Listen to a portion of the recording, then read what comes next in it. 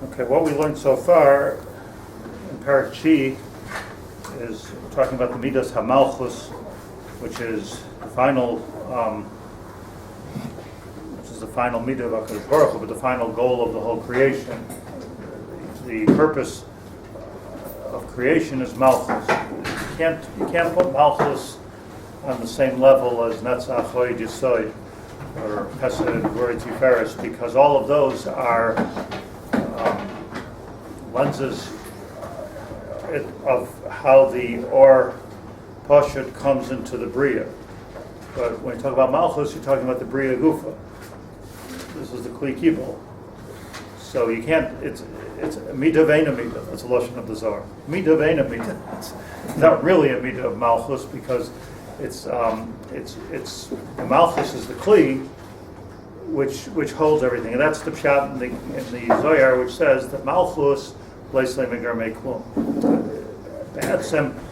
It's not. It doesn't have anything. It's like electricity goes into a filament. The filament is just a place which is makabel the electricity, the current.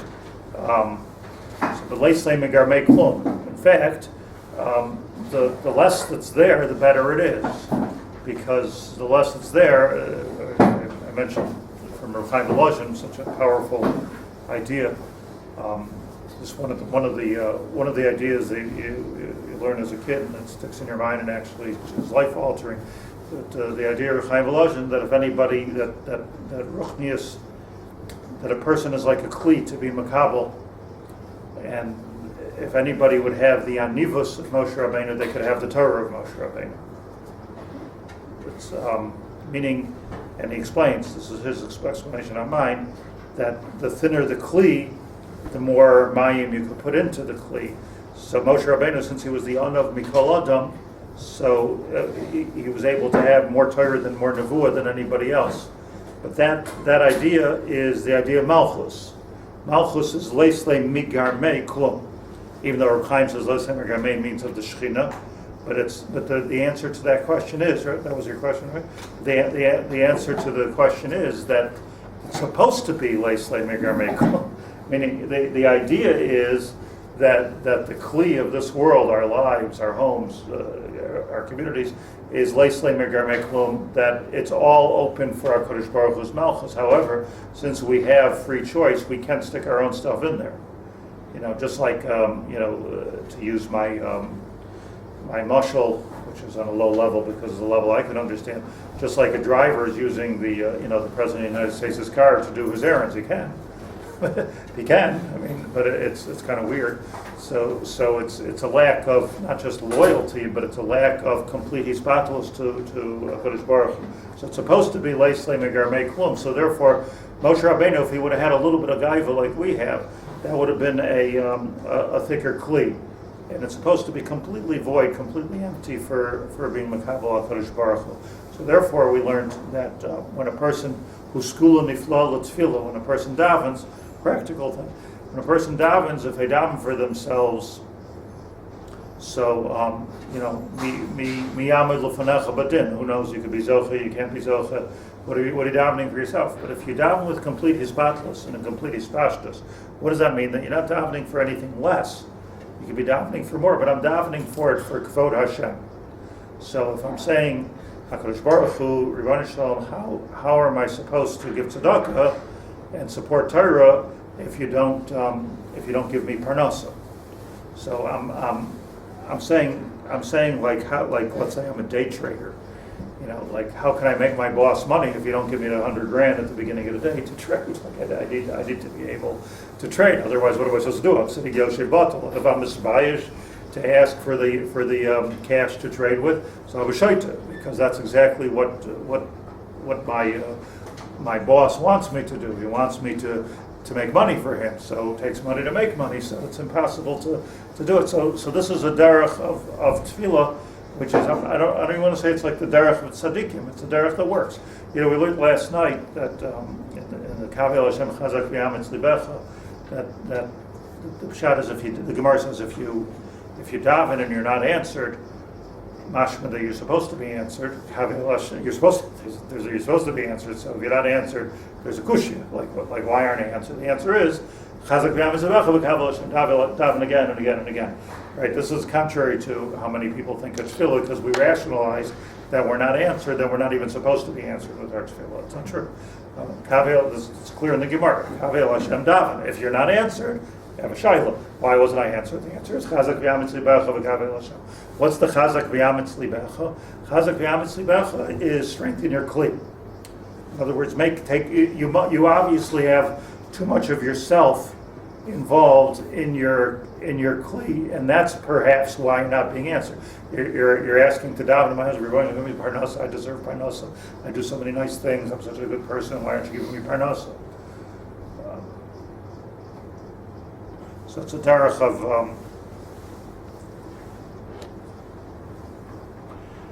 right. I don't think like Kavel Hashem is like it's not nudniking HaKadosh Baruch Hu. You're asking again and again and again. Like what do you? It's not that big and nudnik. The pshat is that we're doing for Him. The more you're doing for Him, the more you're supposed to ask. Why aren't you here? Why aren't you asking me? Why aren't you reporting to me? Somebody in the shul told me that they had the schluss of staying at a very chashuv Rosh Yeshiva's house for Shabbos. His Rosh Yeshiva, Shabbos in America. So the reason he went there for Shabbos is he wanted to discuss something with him, a life decision he wanted to discuss with him, and he was invited for Shabbos. So he says to him Friday night, okay, so I want to discuss something with you. So he said maybe after the meal. So after the meal, so this Rosh Yeshiva fell asleep. He says, okay, we'll talk in the morning. So in the morning, he says, I'll have a seder, like I can't learn. Okay, we'll talk after lunch. After lunch, I have to prepare my share for the afternoon. We'll talk at 5 o'clock. At 5 o'clock, people were coming. So came Motzei Shabbos, like there wasn't a minute to talk with him. So finally at Motzei Shabbos, he says, like, for 5 years you're teaching me I should make a move without talking to you, but now you won't talk to me. What's the what am I supposed to do about this? This is a problem. Like it's a dilemma. So putting the Rosh Yeshiva aside with Hakadosh Baruch Hu, like this is what He's telling us to do. It's not something different than what He's telling us to do. He's telling us to do be Avdei Hashem. Elamai, we have the Bechir Chavshis to be Avdei Achashverosh. We can still be into ourselves, but we can, and when we're into ourselves, and now it's precarious, our Hatzlacha and Tefillah and anything else in this world. Okay, so that's what we learned. Can you learn from Mariah that Hashem had to tell Moshe to stop because he would have even acceded to his request to answer that like enough if he keeps. He would have Moshe Rabbeinu, if he would have davened 516 tefillos instead of 515. He was already batal to HaKadosh Baruch Hu, but he would have been such a hisbatlus that it's completely for HaKadosh Baruch Hu. Complete Malchus. It would have been complete Malchus. Complete Malchus, you can go into Eretz Yisrael. Meaning, HaKadosh Baruch Hu told him not to daven because there's a bigger plan. That doesn't mean that everything that we're going to daven for is within the plan. Sometimes we can mess things up by davening too much. But ostensibly, it's probably good for us to. Who knows what's good for us? But we're allowed to daven. Can we really mess things up like that? Look, how many people daven for Ashiras. You got to watch what you pray for. Okay, so then you can't. So isn't there a point where Hakadosh Baruch Hu will say, I know what's better for the person, so I'm not going to answer him? I mean, we discussed this last night. I think if Moshe Rabbeinu would have davened 516 tefillos, he would have gone into Eretz Yisrael. So even though it would have Because Baruch Hu begged him not to daven anymore. Even though it would have been bad. Even though it would have been bad. Because that would have been, if he would have gone to Eretz Yisrael, that would have been the Geula. So what's wrong with the Geula? We weren't ready for the Geula. So is it possible that we're not on Moshe Rabbeinu's level, obviously, but maybe on some level we see almost that prevent us from davening. So we need to get a nevuah saying, I'll taste of daber, if that's where you're holding. Let's go a little further. The sugya of what we should daven for, what we shouldn't daven for is a shver sugya. But is there any question that we should be matzliach in limud Torah, let's say? Is there any question that shalom bayis is a good thing? Is there any question that our children should stay b'derech haTorah b'Hashem? So how many times should we daven for that? Once, twice, and then give up? Davening. Is there a yes, you have to watch what you're davening for, because maybe a person davening to be a big kafir, and like it could be the worst thing that could happen to you. It could be, but so some things, like if you have seichel, you leave it alone, but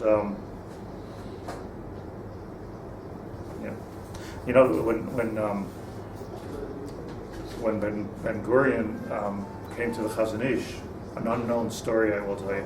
When Ben Gurion came to the Chazon Ish, he asked him to daven that there should be peace with the Arabs. So the Chazon Ish told him, "You want me to daven there should be intermarriage with the Arabs?" I mean, I'm not, I don't know. Missiles are bad, and intermarriage may be worse. I don't know. I don't. In other words, like we're at peace sort of with the goyim in America. It was very, very expensive. Mm-hmm. Very, very expensive. It's you talk about the majority of Jews in America marrying the girl next door. So it's not so, but it's nice. I mean, I'm not. I don't mean to marry the girl next door. But I mean, it's nice to be at peace. I mean, it's nice not to have.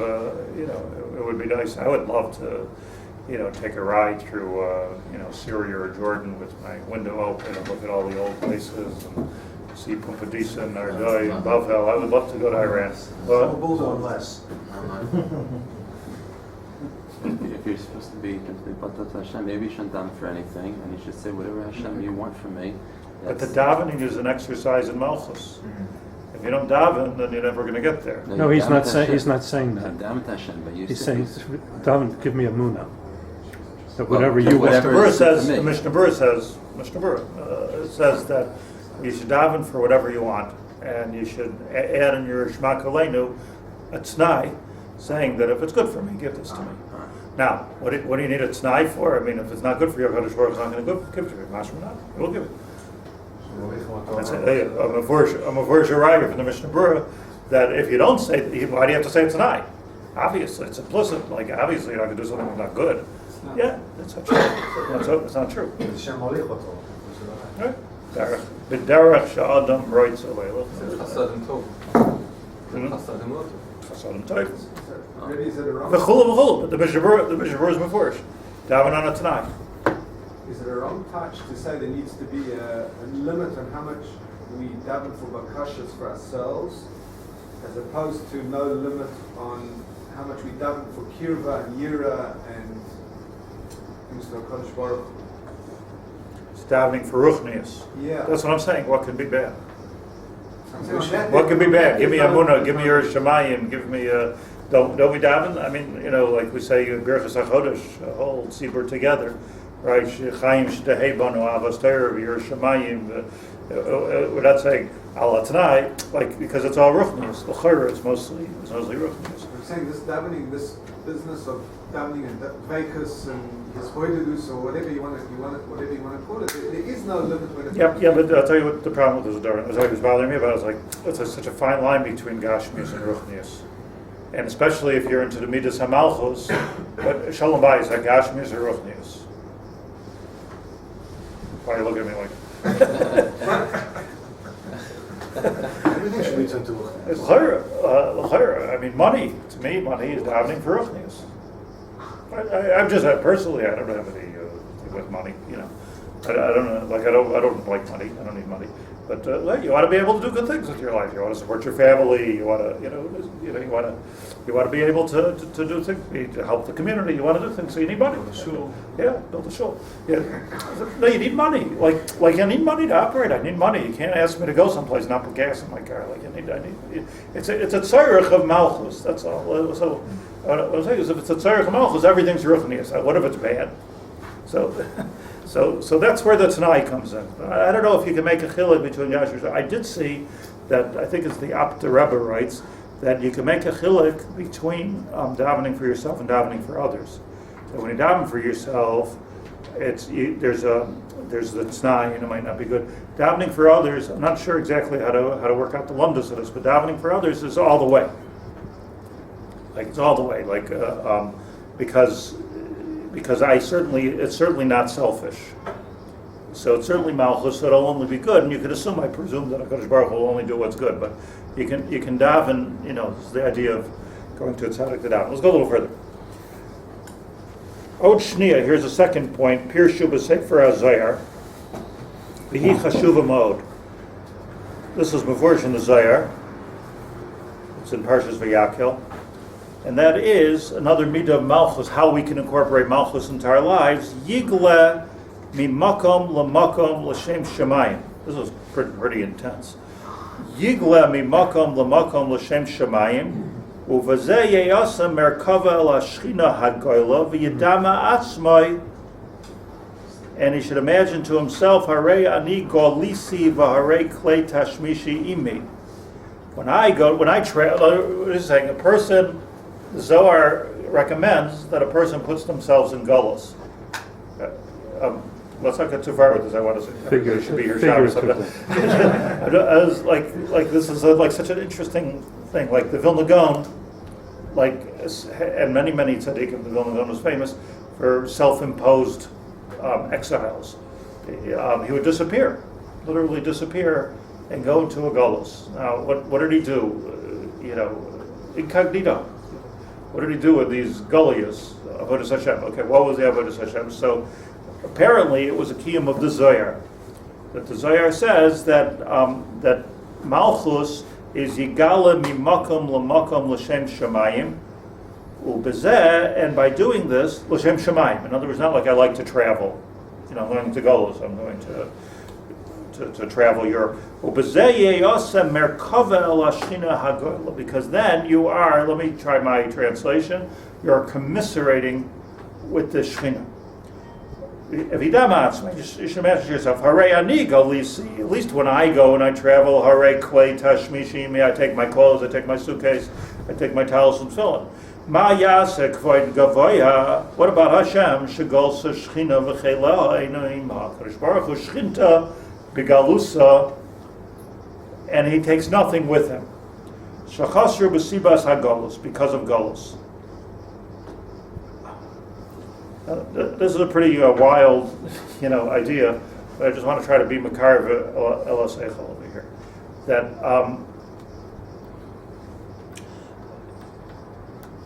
just tell you something as an aside. Maybe. There's an organization in America, or a convention in America called the GA. You ever heard of it?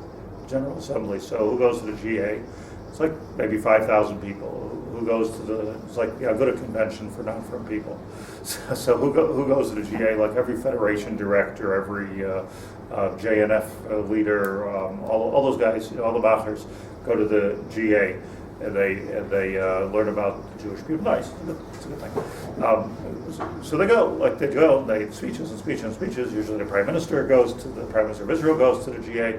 So about, I used to have a Seder in Buffalo, I'm talking about now, about 38 years ago, 37 years ago, 35 years ago, I had a Seder with the head of the Federation, Jewish Federation of Greater Buffalo. So he came back from the GA, and I came to learn with him. He was like so excited. It wasn't from, but he was like so excited about the keynote speakers. So who was the keynote speaker? Reb David Gottlieb from Or Sameh was the keynote speaker. It was like a Pella. I don't think he was probably not. Forget about beard and pay. He was probably the only yarmulke. I would imagine like one of the only yarmulkes of the thousands of people. So he was so excited about his speech, like the Saturday night keynote address. So I said to him, "What did he speak about? What would you speak about? What do you speak about? Like Jewish people? What do you speak about?" So he said he spoke about Shechita begalusa, and people went crazy with this thing. They loved this speech on Shechita begalusa. So, and he brought me a cassette tape. Remember, and he made me listen to this drasha on Shechita begalusa, which was very eloquent and very beautiful. I have no recollection what he said. Unfortunately, I think I was going to call him and ask him to remind me what he said. I couldn't even find it online. But this was a speech that he gave on Shechita begalusa. So what's it's just like who would choose to speak about Shechita begalusa? And it was right on. It was right on. It was the correct choice. So he's a brilliant guy, and this is I don't know how old he is now, but this was 35 years ago. And he gave this eloquent speech. So let's understand the following, that the Zohar says often, over and over again, that Shechina zu Malchus, Malchus zu Shechina. What's the pshat over here? The pshat is that, as I said at the beginning, the Malchus is not something like the other mitos of HaKadosh Baruch Hu. Malchus is the yad, it's the goal. This is where you have to get to. The very reason that HaKadosh Baruch Hu created the world was for Malchus. There's no other. How he created the world, Chesed, Gvura, Tiferes, the different architectural features of the world. Okay, but what's the whole thing for? That all this should hit ground. There should be a different kind of a world. The world should be different because HaKadosh Baruch Hu created the world to create a place. Like even imagine, excuse my trite example, but even imagine that we would create for ourselves building a summer home on the beach in Ashkelon. So we're creating for ourselves a summer home, but we can't get into that summer home. They won't let us into it. They won't let us decorate it. They won't let us visit it. So whoever the they is. So what's the point of the whole thing? This is not like I take all my finances and my decorators and my suppliers, everything, all to go to the summer home, but I can't get into the summer home. I can't be there for the summer. So what's the whole purpose of the creation of the world is for the Shechinah to rest in the world and for it to be a different type of a world. This is a world of Kedusha, a world of peace, a world of Simcha. That's the whole purpose of the whole world. So if the Shechinah is trying to touch down, Shechinah means Shachin, it's trying to be Shochin b'Sochenu, and it can't. Why can't it? Because we're all making the wrong choices and thickening the cup and not letting the Shechinah come into this world. We want it our way. So we become like Migdal Bavel in a sense, want it our way. We'll do it our way. So if we're doing it our way, so then the world, the creation is purposeless. And the Shechinah is where? The Shechinah is Begalusa. So when the Shechinah is Begalusa, the Shechinah is in Golus, it means to say that the Shechinah is trying to enter, created the whole world to enter, and we're choosing wrong. So the concept of Shinta Begalusa is not about HaKadosh Baruch Hu, it's about us, really. It's about HaKadosh Baruch Hu in the sense that we're stopping. Shinta Begalusa means that the whole process of creation has been aborted or short-circuited or being blocked at earth level. And therefore there's no Malchus. So we're all davening for Mashiach on the one hand, but davening for Mashiach means that we're taking not us so much out of Golus, that's also true, I guess, but the ikar is that we're letting the Shechinah come out of Golus and come into this world. So we can't separate these concepts of Shechinta begalusa va'anu begalusa. So Anan begalusa, as Rav Shimon Bar Yochai says, Anan begalusa v'Shechinta begalusa. That's his lashon over there. We're in Golus, the Shechinah's in Golus. What he meant to say there is the reason why it's good that I'm hanging out in a cave for all these years, and 12 years in a cave with no food is the ultimate Galus, and he's hiding from because the Shechinah begalus. In other words, he related his situation. He became, as the Tomer Devorah says here, a merkava for the Shechinah. So this is what it means. So I presume if I was speaking to the GA, the question is not so much like the survival of the Jewish people. But the survival of the Jewish people for what? Like why exactly is it important that we survive? I mean, people are like very concerned that if too many women wear minx toes, that minks will become extinct. But mamash lo akhpat li.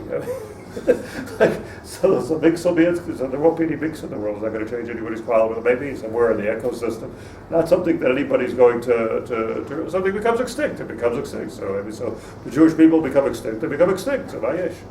It's not going to hurt. It's not painful to become extinct. So why your numbers get lower and lower. You assimilate, and you become extinct. So what's the problem? The problem is Shechinah begalus. Who then? If the only reason why we have to worry about the survival of the Jewish people, this is the GA drasha. The only reason you have to worry about the survival of the Jewish people is because otherwise, how's the world ever going to come to its fruition, to its completion? How are we ever going to get to Malchus? So it's a whole different kavanah in worrying about our survival. There has to be a reason for that too.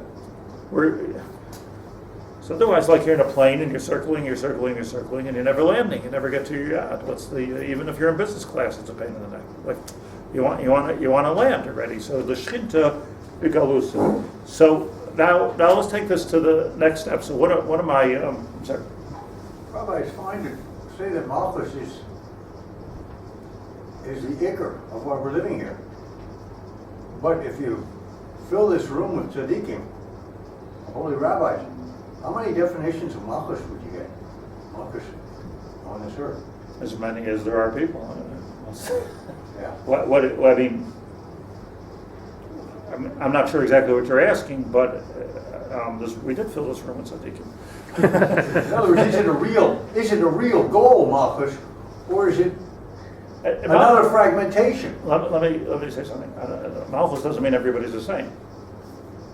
Malchus means that everybody's different. Malchus means that every single person in the world has a different function to fulfill in the Malchus Hashem. But you like an wouldn't army. even find it. There were Jews who wouldn't even agree with that. Okay.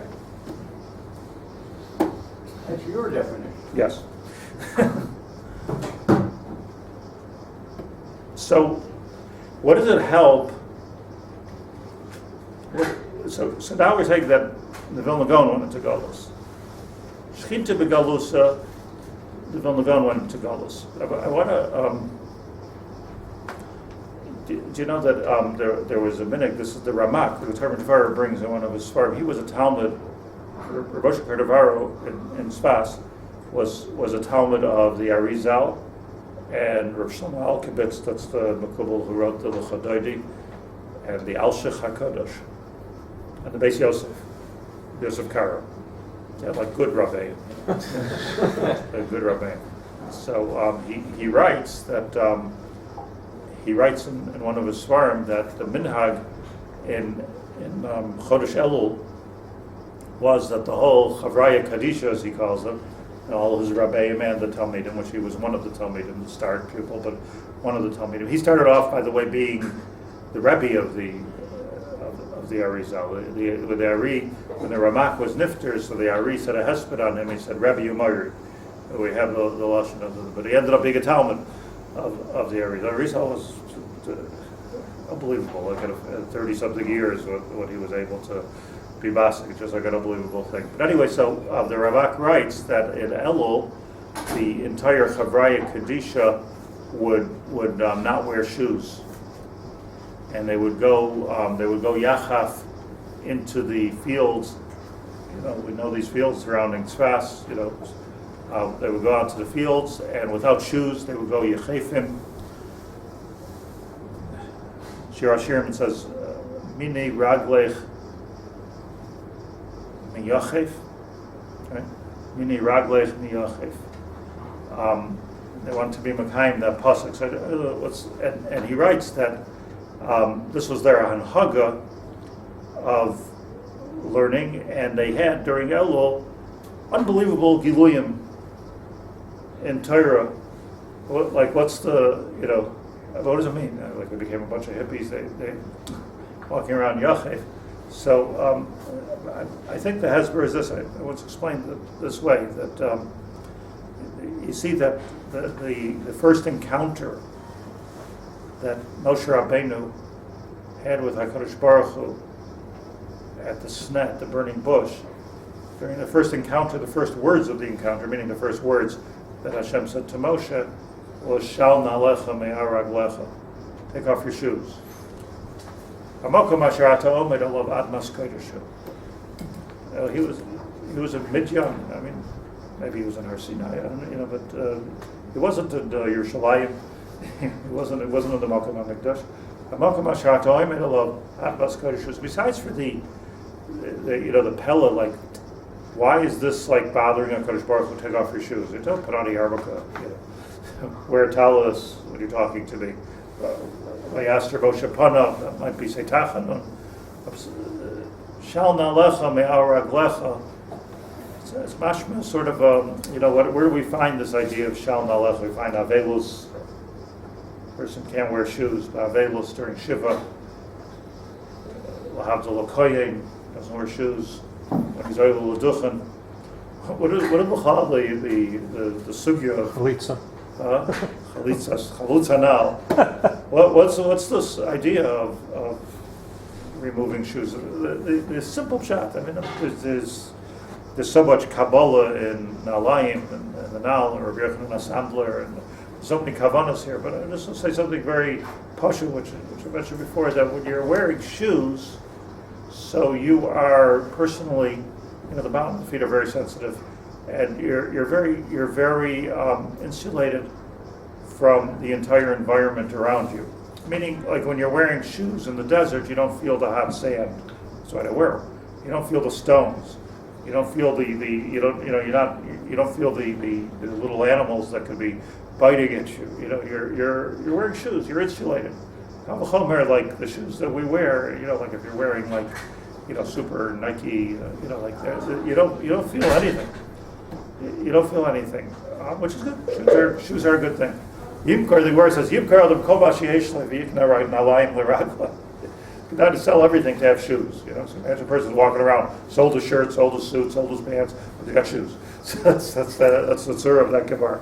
But when Moshe Rabbeinu came to the Sneh, HaKadosh Baruch Hu told him, take off your shoes. This is not going to work, being insulated. I want you to feel the Golus of Klal Yisrael and Mitzrayim. I want you to feel, you take off your shoes, every single thing, every little pebble, every little Lego, anything that, even if you're walking on the carpet, everything, you feel everything, you know exactly what's going on when you're not wearing shoes. So you need to take off your shoes, meaning you need to be able to feel the pain. You need to be able to feel the tsar, you need to be able to be in touch with the earth. The earth, there's a Golus of the earth, kots v'dardar, thorns, stones, it's hard. The earth is a hard place to walk. Klal Yisrael is in Mitzrayim. HaKadosh Baruch Hu told him take off his shoes. That was becoming a merkava for the Shechinah, because now Hashem says to him, now you're feeling my pain. Now you're feeling my pain of not being able to touch ground. The Kolzman, the Klal Yisrael is Bitzar. So if Klal Yisrael is Bitzar, the world is not right. The world is not right. And if the world is not right, step one, before I tell you how to fix it, is Shal Nalecha Mi'al Raglecha. I was telling somebody that when I lived in Muncie, so I wanted to put I moved into a new house, I wanted to put a Zeichel Chorban. So they're painting the house, So I ran all the workers were in the house, the painters and the light guy and all the workers in the house were redoing the house. So I said to the painter, and I drew on the wall, I said, leave a space here, 18 inches by 18 inches, don't paint it over here. Like it says a Shechinah. So the painter is an Italian, the electrician was everybody sitting and listening to me, like I'm a kablan, don't paint the square. So, like the painter's like, why the hell not? I just remembered a question. So I, it was like sometimes you all of a sudden become an ambassador for the whole history of the Jewish people. So here I was, so I said to him, because until there's peace in the world, I'm going to leave a piece of my wall unpainted. So the Italian painter said, I'm going to do that too. So the guy was installing the lights. When I came back a couple hours later, he gave me on his gratis as a gift. He put in a special spotlight in the ceiling, lighting up my unpainted wall. I really they were really into this, that's the GA, you understand? That's what's going on. The pshat is that Hashem was telling Moshe that if you're margish the tsar, then you can join me in fixing this world and be a merkava for the Shechinah. If you're not margish the tsar, if you're in a plush office trying to be margish the tsar, then you're not margish the Shechinah begalus, and if you're not margish that the world is not yet perfect. The world is not. We can get used to the world. We can get used to it. I mean, if we have our minimal requirements we can get used to. But what are we getting used to? I mean, people are getting their heads chopped off at all places in the world, you know. And, I mean, you used to be able to think the world was like somewhat normal. There was a couple of crazy people. It's like absolutely not. I mean, absolutely not normal. The things that go on in the world. So the world, the Shechinah is Golus. But there's Inyan, and this is, I believe, what the thing is over here. I'm just wondering, just thinking about this. Okay, the Goin went into Golus. I don't know if that's what he did.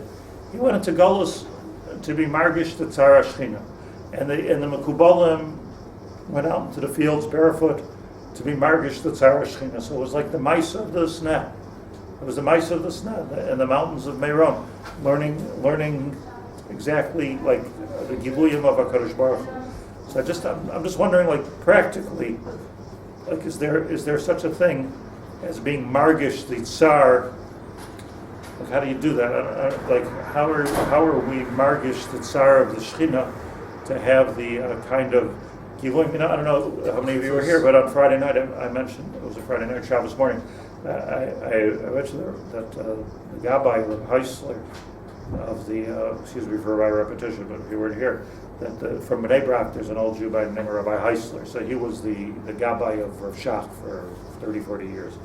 You know, even when Rav Shach was like a young 70, you know, he was his Gabbai, and he was Mason Lave that for years and years and years he finally figured out that Rav Shach won't eat between 8 and 9. First he thought maybe it was his digestive system. He'll never eat between 8 and 9 in the morning, and he refused it. If he came at 8:30, to wait till 9. You know, if breakfast was late, maybe quick because I don't want to eat. So finally, like it was a question of taking medicine and eating before the medicine. Well, why don't you eat? Why doesn't the Rosh Hashiva eat between 8 and 9? So he said, look, there used to be, you know, a million children in Tel Aviv and Haifa, the Rav Shach. They used to go to school every morning, and it was like the minhag in Eretz Yisrael, even by the Chilonim, that they would say the pasuk Shema Yisrael Hashem Elokeinu Hashem Echad, and they would sing HaTikva. That's what they did. And I think it was Shulamet Alonim, who somebody decided that it's like the Pledge of Allegiance, you know, that you have to get rid of this minhag. It should be a person's personal preference to say Shema Yisrael. They shouldn't be forced to say it in school, whatever. So all of a sudden, a million big kids are not saying Shema Yisrael Hashem Elokeinu Hashem Echad. So he says, I decided I want to be margish that they all get to school between 8 and 9. So between 8 and 9, I'm not going to fast. And he fasted like this till the rest of his life. This is how he fasted for the rest of his life. Between 8 and 9, he wouldn't eat. It's a small thing. How hard is it to fast between 8 and 9? But it's a regesh of being margish. The tsar. Can you imagine like the tsar of here HaKadosh Baruch Hu, Eretz Yisrael, and a million kids going to a Jewish school with a Jewish teacher. Finally, the Shechinah is having a place to rest, Eretz Yisrael, right? Finally, like I saved some of these kids from the Holocaust or from Morocco or wherever I saved them, you know, and finally the Shechinah has a place to rest. This million kids saying Shema Yisrael, Shechinah begalus, and the world's not what it's supposed to be, because some person who thought that they're smart, you know, undid this and knows what that did to the world. Who knows what that did to the world? But the Shechinah moves a step over. So he took out something. You know, he took out something. So here, what he's telling us over here is to be Shechinah begalusa, to be a merkava for the Shechinah. I just one more line. V'yase la'atzmai gerushin. V'yiskarish mibeis menuchasei tamid kedarach hashahaya miskarish Reb Shimon v'chaver of oiskim b'Torah. Was it gerushin? Like an aguna. I think the Shechina is the feminine side of HaKadosh Baruch Hu, right? So the like an aguna. Yeah. So how does an aguna feel? Let's feel that for a moment. Here's the thing we can do. How does an aguna feel? An aguna feels chained, alone, trapped. but also there's no sheiruk susvaina. Nobody's taking care of. Nobody's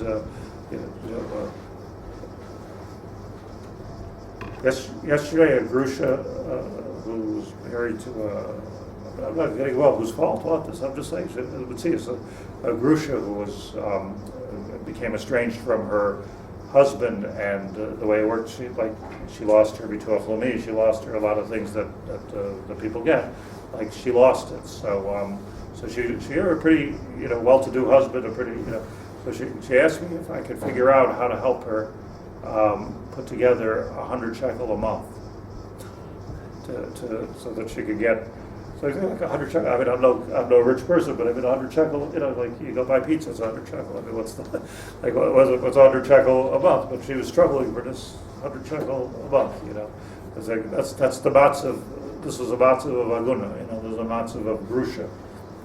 Hopefully, a temporary situation. So what they're talking about. So he says that Rav Shimon Bar Yochai v'chaveirav. They went into this kind of a Golus, Iskin B'Torah. It wasn't just to hide from the Romans. They saw it as a tikkun for the world to become a merkava for the Shechinah. This was their 8 to 9. So I think the lesson here is, I'm not sure the practical application of it, but I think the lesson is here, to feel like what has to feel the Messiah of Christ. Sometimes we get so trapped up doing something about it that we don't feel it.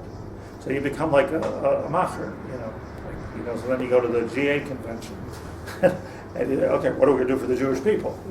That's a good. I'm not knocking it, but the question is, it's like the famous. I think it was one of the volleyball. I think it was Rabbi Chasman. I think it was. They say that he was collecting money for a poor almana in his city. And it was freezing cold, and he went from door to door, and he came to a wealthy guy's house. And the wealthy sees the Rav's there, and okay, please come in, we'll talk, So I think it was Rabbi Chas, but he said it was the snow and the ice. He said to the rich guy, he says, I think this conversation will go better if you come out here. like you need to feel a little bit, the snow, the ice, let me get my coat, no coat. No coat, let me get my boots, no boots. Shal na'alecha me'arag. It's like in order to give this kind of tzedakah, you got to be able to feel what the nitzrach is feeling l'chora. So just put yourself in that kind of a situation, and that becomes Malchus, because then once I feel it, then I'm doing something about it on a whole different madrega, and the goal of it is that Malchus Shulchahi, that we can all make this Malchus. Okay.